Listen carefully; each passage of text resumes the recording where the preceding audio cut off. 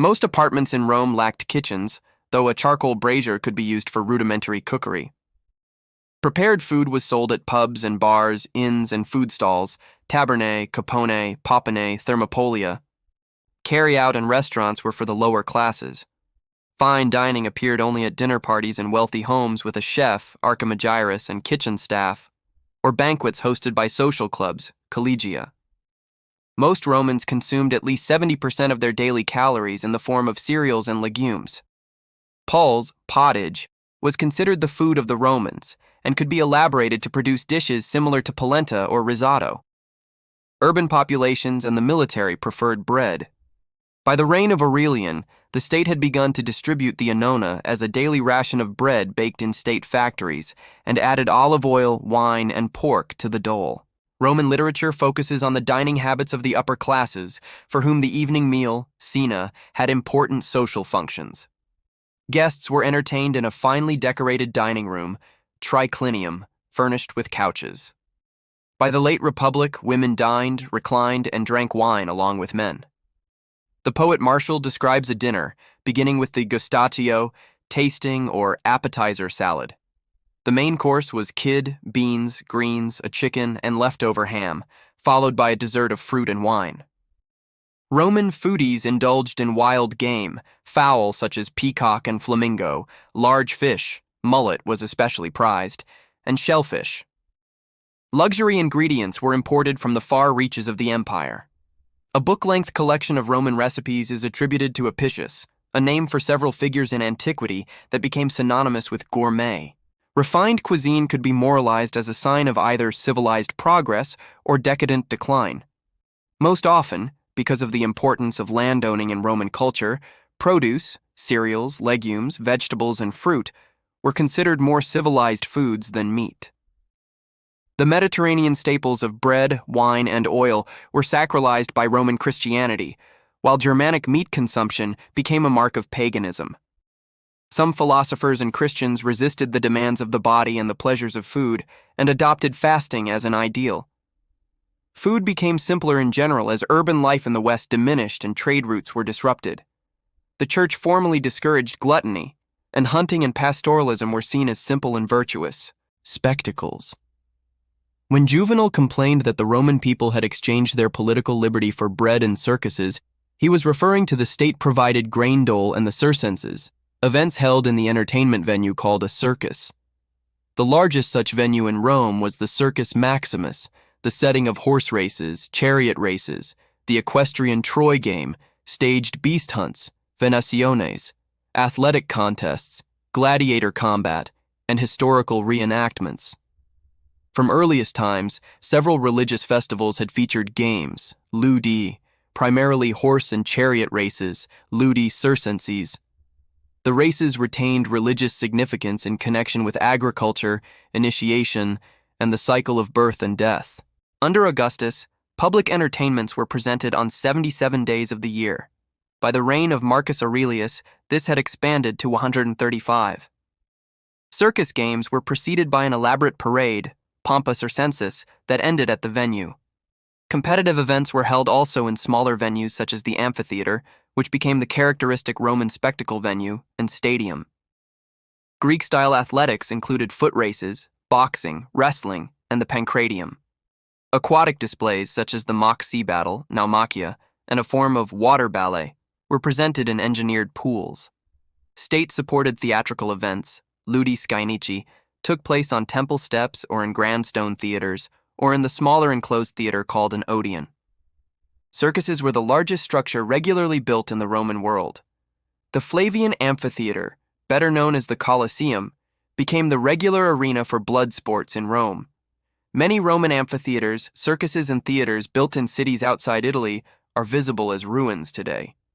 The local ruling elite were responsible for sponsoring spectacles and arena events, which both enhanced their status and drained their resources.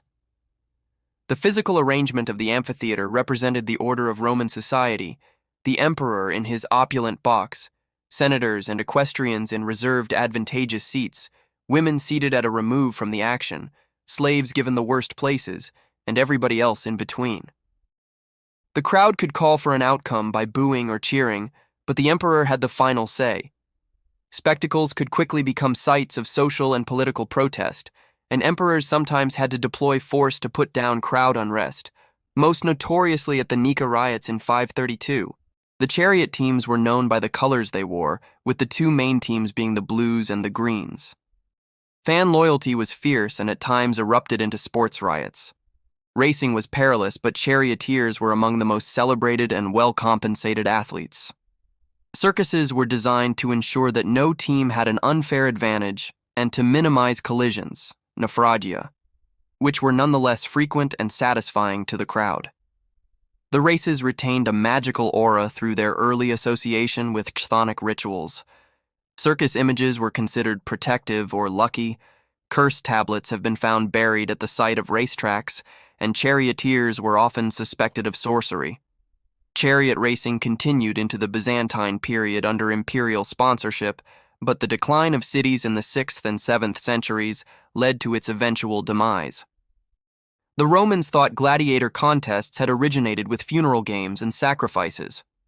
Some of the earliest styles of gladiator fighting had ethnic designations such as Thracian or Gallic. The staged combats were considered munera, services, offerings, benefactions, initially distinct from the festival games, ludi. To mark the opening of the Colosseum, Titus presented 100 days of arena events, with 3,000 gladiators competing on a single day.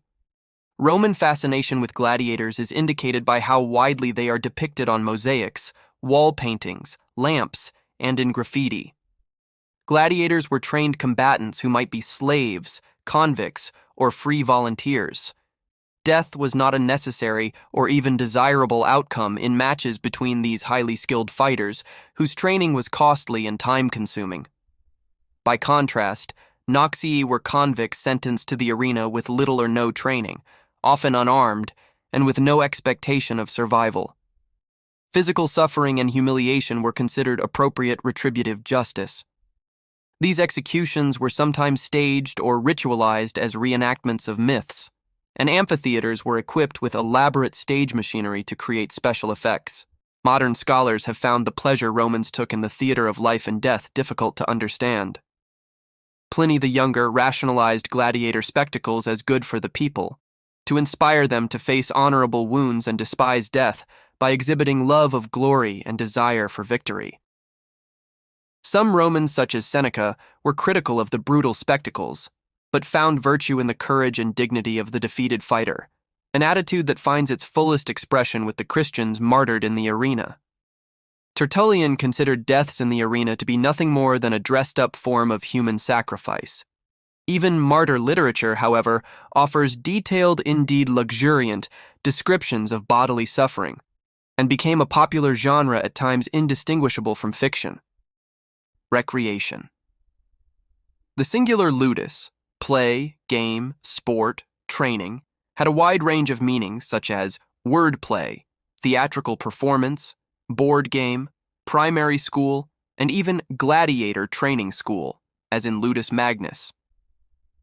Activities for children and young people in the empire included hoop rolling and knucklebones, astragali or jacks. Girls had dolls made of wood, terracotta, and especially bone and ivory. Ball games include trigon and harpastum. People of all ages played board games, including Latrunculi, Raiders, and Nautin de Scripta, 12 marks. A game referred to as alea, dice, or tabula, the board, may have been similar to backgammon. Dicing as a form of gambling was disapproved of, but was a popular pastime during the festival of the Saturnalia. After adolescence, most physical training for males was of a military nature. The Campus Martius originally was an exercise field where young men learned horsemanship and warfare. Hunting was also considered an appropriate pastime. According to Plutarch, conservative Romans disapproved of Greek-style athletics that promoted a fine body for its own sake, and condemned Nero's efforts to encourage Greek-style athletic games. Some women trained as gymnasts and dancers, and a rare few as female gladiators. The Bikini Girls mosaic shows young women engaging in routines comparable to rhythmic gymnastics. Women were encouraged to maintain health through activities such as playing ball, swimming, walking, or reading aloud, as a breathing exercise. Clothing. Clothing in ancient Rome generally comprised a short-sleeved or sleeveless knee-length tunic for men and boys, and a longer, usually sleeved tunic for women and girls. On formal occasions, adult male citizens could wear a woolen toga draped over their tunic, and married citizen women wore a woolen mantle, known as a palla, over a stola, a simple, long-sleeved, voluminous garment that modestly hung to cover the feet. Clothing, footwear, and accoutrements identified gender, status, rank, and social class. This was especially apparent in the distinctive, privileged official dress of magistrates, priesthoods, and the military. The toga was considered Rome's national costume, privileged to Roman citizens, but for day-to-day activities, most Romans preferred more casual, practical, and comfortable clothing. The tunic, in various forms, was the basic garment for all classes, both sexes and most occupations. It was usually made of linen and was augmented as necessary with underwear or with various kinds of cold or wet weather wear, such as knee breeches for men and cloaks, coats, and hats. In colder parts of the empire, full-length trousers were worn. Most urban Romans wore shoes, slippers, boots, or sandals of various types. In the countryside, some wore clogs. Most clothing was simple in structure and basic form, and its production required minimal cutting and tailoring, but all was produced by hand, and every process required skill, knowledge, and time. Spinning and weaving were thought virtuous, frugal occupations for Roman women of all classes. Wealthy matrons, including Augustus's wife Livia, might show their traditionalist values by producing homespun clothing, but most men and women who could afford it bought their clothing from specialist artisans. The manufacture and trade of clothing and the supply of its raw materials made an important contribution to the Roman economy. Relative to the overall basic cost of living, even simple clothing was expensive and was recycled many times down the social scale. Rome's governing elite produced laws designed to limit public displays of personal wealth and luxury. None were particularly successful, as the same wealthy elite had an appetite for luxurious and fashionable clothing. Exotic fabrics were available, at a price. Silk damasks, translucent gauzes, cloth of gold, and intricate embroideries, and vivid expensive dyes such as saffron yellow or Tyrian purple. Not all dyes were costly, however, and most Romans wore colorful clothing. Clean, bright clothing was a mark of respectability and status among all social classes. The fastenings and brooches used to secure garments, such as cloaks, provided further opportunities for personal embellishment and display. In a status-conscious society like that of the Romans, clothing and personal adornment indicated the etiquette of interacting with the wearer. Wearing the correct clothing reflected a society in good order. There is little direct evidence of how Romans dressed in daily life, since portraiture may show the subject in clothing with symbolic value, and surviving textiles are rare. The toga was the distinctive national garment of the male citizen, but it was heavy and impractical, worn mainly for conducting political or court business and religious rites. It was a vast expanse of semicircular white wool that could not be put on and draped correctly without assistance. The drapery became more intricate and structured over time. The toga praetexta, with a purple or purplish-red stripe representing inviolability, was worn by children who had not come of age, curule magistrates, and state priests. Only the emperor could wear an all-purple toga, toga picta. Ordinary clothing was dark or colorful. The basic garment for all Romans, regardless of gender or wealth, was the simple sleeved tunic, with length differing by wearer. The tunics of poor people and laboring slaves were made from coarse wool in natural dull shades. Finer tunics were made of lightweight wool or linen. A man of the senatorial or equestrian order wore a tunic with 2 purple stripes, clavi, woven vertically. The wider the stripe, the higher the wearer's status. Other garments could be layered over the tunic. Common male attire also included cloaks, and in some regions, trousers. In the 2nd century, emperors and elite men were often portrayed wearing the pallium, an originally Greek mantle. Women are also portrayed in the pallium. Tertullian considered the pallium an appropriate garment both for Christians, in contrast to the toga, and for educated people. Roman clothing styles changed over time. In the Dominate, Clothing worn by both soldiers and bureaucrats became highly decorated with geometrical patterns, stylized plant motifs, and in more elaborate examples, human or animal figures. Courtiers of the later empire wore elaborate silk robes. The militarization of Roman society and the waning of urban life affected fashion. Heavy military-style belts were worn by bureaucrats as well as soldiers, and the toga was abandoned, replaced by the pallium as a garment embodying social unity. Roman art.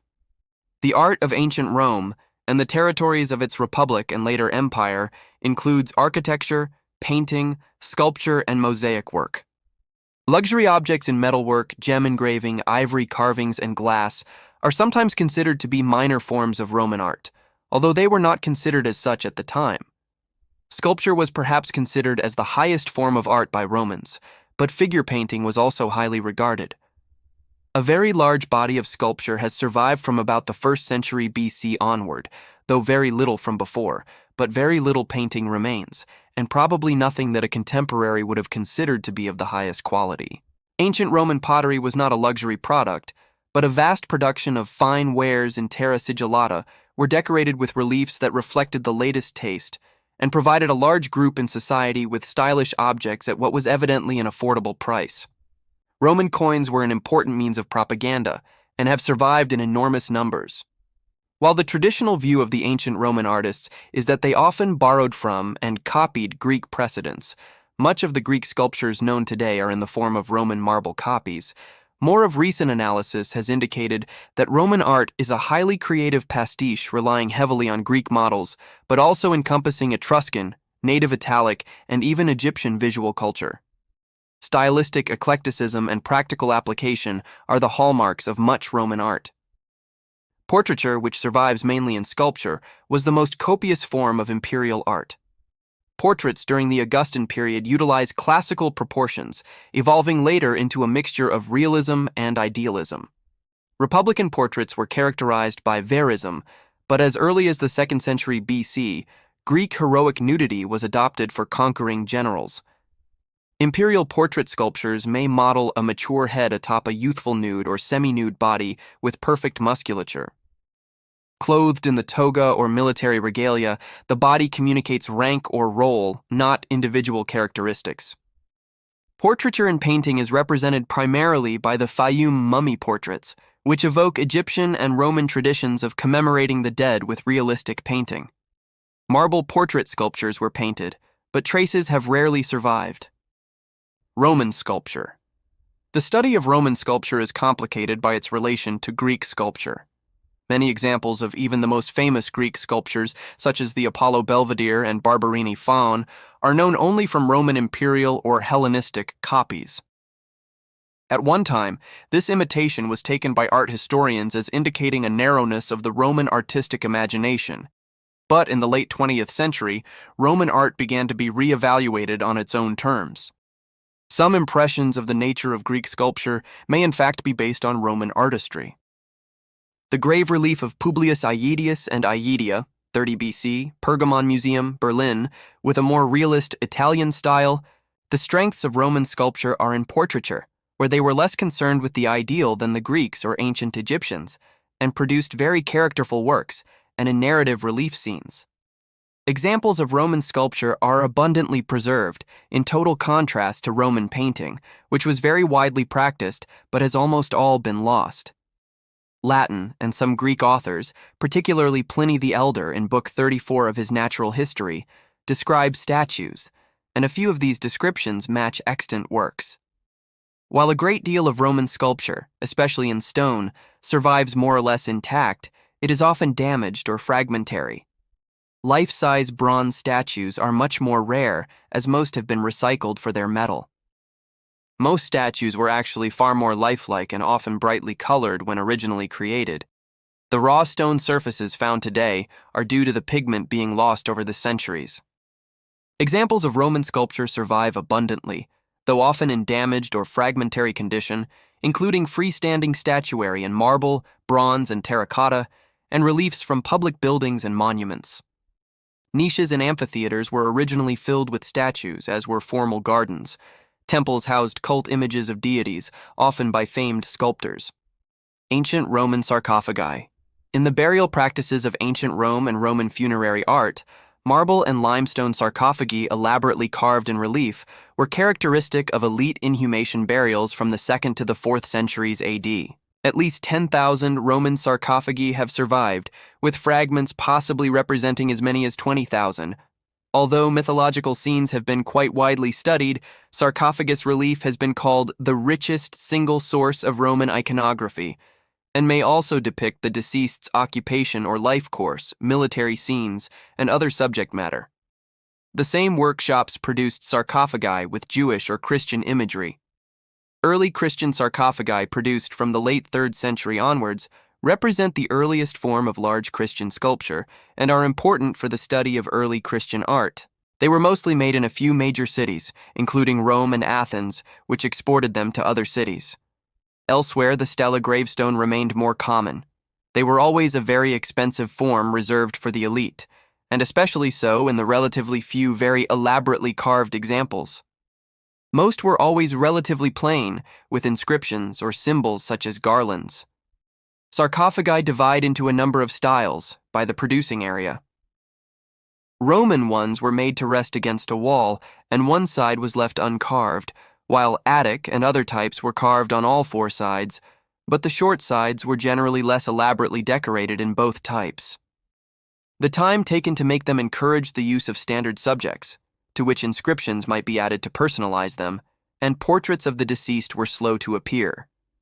The sarcophagi offer examples of intricate reliefs that depict scenes often based on Greek and Roman mythology or mystery religions that offered personal salvation and allegorical representations. Roman funerary art also offers a variety of scenes from everyday life, such as game playing, hunting, and military endeavors. Early Christian art quickly adopted the sarcophagus, and they are the most common form of early Christian sculpture, progressing from simple examples with symbols to elaborate fronts, often with small scenes of the life of Christ in 2 rows within an architectural framework. The sarcophagus of Junius Bassus, circa 359, is of this type, and the earlier dogmatic sarcophagus rather simpler. The huge porphyry sarcophagi of Helena and Constantina are grand imperial examples. Cremation was the predominant means of disposing of remains in the Roman Republic. Ashes contained in cinerary urns and other monumental vessels were placed in tombs.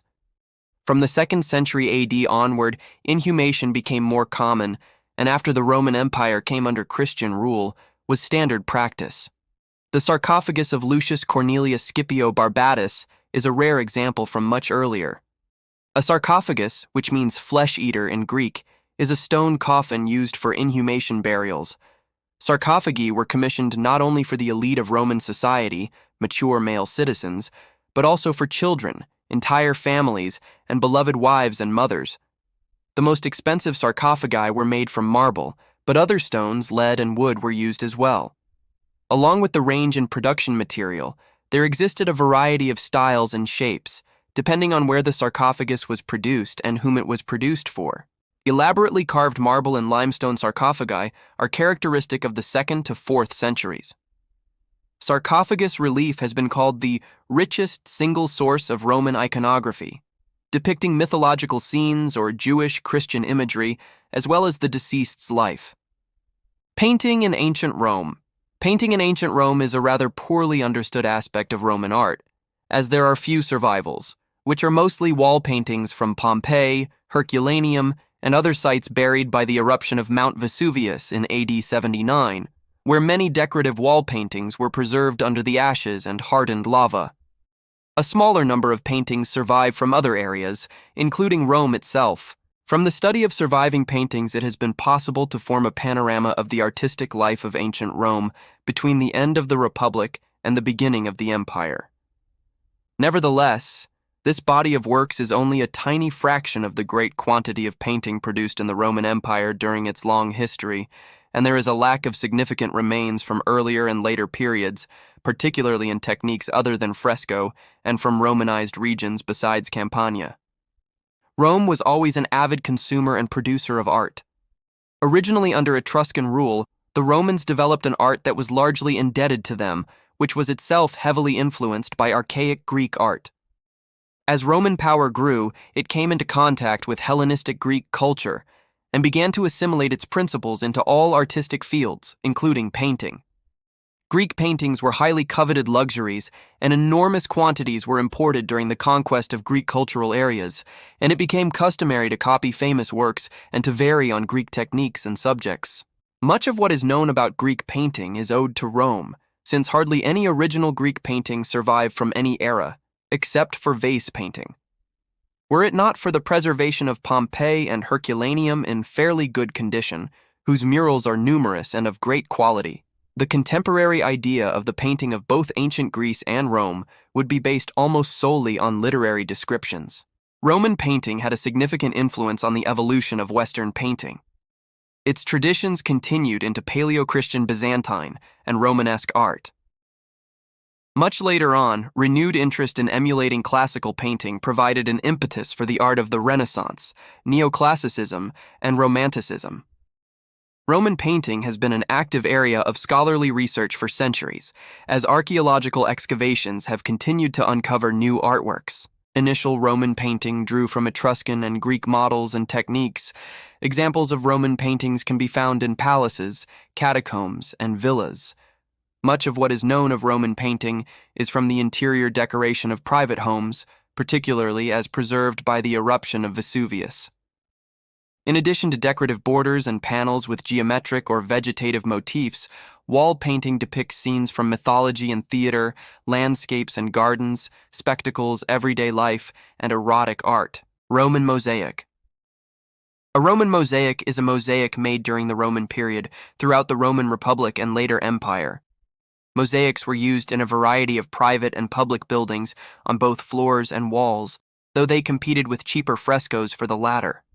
They were highly influenced by earlier and contemporary Hellenistic Greek mosaics, and often included famous figures from history and mythology, such as Alexander the Great in the Alexander Mosaic. A large proportion of the surviving examples of wall mosaics come from Italian sites such as Pompeii and Herculaneum. Otherwise, floor mosaics are far more likely to have survived, with many coming from the fringes of the Roman Empire. The Bardo National Museum in Tunis has an especially large collection from large villas in modern Tunisia. Mosaics are among the most enduring of Roman decorative arts and are found on floors and other architectural features. The most common is the tessellated mosaic, formed from uniform pieces, tesserae, of materials such as stone and glass. Opus sectile is a related technique in which flat stone, usually colored marble, is cut precisely into shapes from which geometric or figurative patterns are formed. This more difficult technique became especially popular for luxury surfaces in the 4th century, e.g. the Basilica of Junius Bassus. Figurative mosaics share many themes with painting, and in some cases use almost identical compositions. Geometric patterns and mythological scenes occur throughout the empire. In North Africa, a particularly rich source of mosaics, homeowners often chose scenes of life on their estates, hunting, agriculture, and local wildlife. Plentiful and major examples of Roman mosaics come also from present-day Turkey, particularly the Antioch mosaics, Italy, southern France, Spain, and Portugal. Ancient Roman pottery. Pottery was produced in enormous quantities in ancient Rome, mostly for utilitarian purposes. It is found all over the former Roman Empire and beyond. Monte Testaccio is a huge waste mound in Rome, made almost entirely of broken amphorae, used for transporting and storing liquids and other products. In this case, probably mostly Spanish olive oil, which was landed nearby and was the main fuel for lighting, as well as its use in the kitchen and washing in the baths. It is usual to divide Roman domestic pottery broadly into coarse wares and fine wares, the former being the everyday pottery jars, dishes, and bowls that were used for cooking, or the storage and transport of foods and other goods, and in some cases also as tableware, and which were often made and bought locally.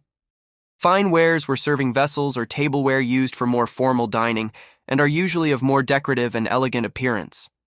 Some of the most important of these were made at specialized pottery workshops, and were often traded over substantial distances, not only within but also between different provinces of the Roman Empire. For example, dozens of different types of British coarse and fine wares were produced locally, yet many other classes of pottery were also imported from elsewhere in the empire. The manufacture of fine wares such as terra sigillata took place in large workshop complexes that were organized along industrial lines and produced highly standardized products that lend themselves well to precise and systematic classification. There is no direct Roman equivalent to the artistically central vase painting of ancient Greece, and few objects of outstanding artistic interest have survived. But there is a great deal of fine tableware and very many small figures, often incorporated into oil lamps or similar objects, and often with religious or erotic themes. Roman burial customs varied over time and space, so vessels deposited as grave goods, the usual source of complete ancient pottery vessels, are not always abundant, though all Roman sites produce plenty of broken potsherds. Fine, rather than luxury pottery is the main strength of Roman pottery, unlike Roman glass, which the elite often used alongside gold or silver tableware, and which could be extremely extravagant and expensive. It is clear from the quantities found that fine pottery was used very widely in both social and geographic terms. The more expensive pottery tended to use relief decoration, usually molded rather than color, and often copied shapes and decoration from the more prestigious metalwork. Especially in the Eastern Empire, local traditions continued, hybridizing with Roman styles to varying extents. From the 3rd century, the quality of fine pottery steadily declined, partly because of economic and political disturbances, and because glassware was replacing pottery for drinking cups. The rich had always preferred silver in any case. Fired clay or terracotta was also widely employed in the Roman period for architectural purposes, as structural bricks and tiles, and occasionally as architectural decoration, and for the manufacture of small statuettes and lamps. These are not normally classified under the heading pottery by archaeologists, but the terracottas and lamps will be included in this article. Pottery is a key material in the dating and interpretation of archaeological sites from the Neolithic period onwards, and has been minutely studied by archaeologists for generations. Over the centuries, the different manufacturing techniques have changed, from initial pottery modeled by hand to the introduction of the time and later the use of molds. The decorations as well as the backing techniques have also been changed over the centuries, making it possible to use the pottery to date the age of an archaeological area. In the Roman period, ceramics were produced and used in enormous quantities, and the literature on the subject, in numerous languages, is very extensive. Roman glass. Roman glass objects have been recovered across the Roman Empire in domestic, industrial, and funerary contexts. Glass was used primarily for the production of vessels, although mosaic tiles and window glass were also produced. Roman glass production developed from Hellenistic technical traditions, initially concentrating on the production of intensely colored cast glass vessels. However, during the 1st century AD, the industry underwent rapid technical growth that saw the introduction of glass blowing and the dominance of colorless or aqua glasses.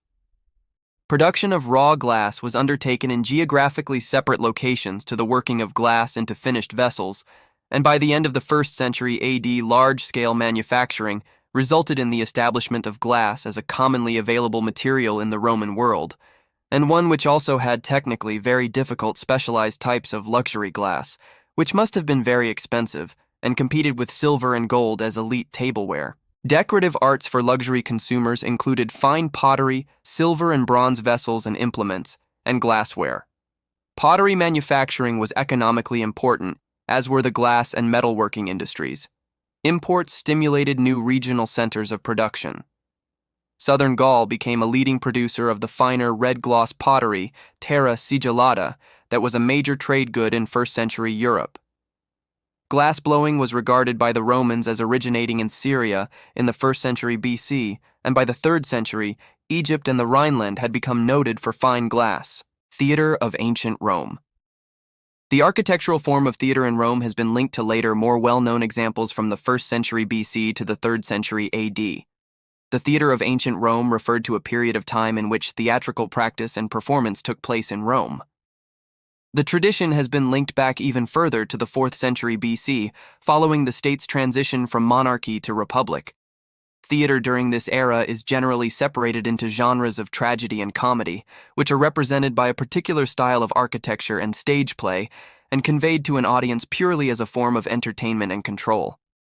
When it came to the audience, Romans favored entertainment and performance over tragedy and drama, displaying a more modern form of theater that is still used in contemporary times. Spectacle became an essential part of everyday Romans' expectations when it came to theater. Some works by Plautus, Terence, and Seneca the Younger that survive to this day highlight the different aspects of Roman society and culture at the time, including advancements in Roman literature and theater. Theater during this period of time would come to represent an important aspect of Roman society during the Republican and imperial periods of Rome. Music of ancient Rome. The music of ancient Rome was a part of Roman culture from the earliest of times. Songs, Carmen, were an integral part of almost every social occasion. The secular ode of Horace, for instance, was commissioned by Augustus and performed by a mixed children's choir at the secular games in 17 BC. Music was customary at funerals, and the tibia, Greek aulos, a woodwind instrument, was played at sacrifices to ward off ill influences.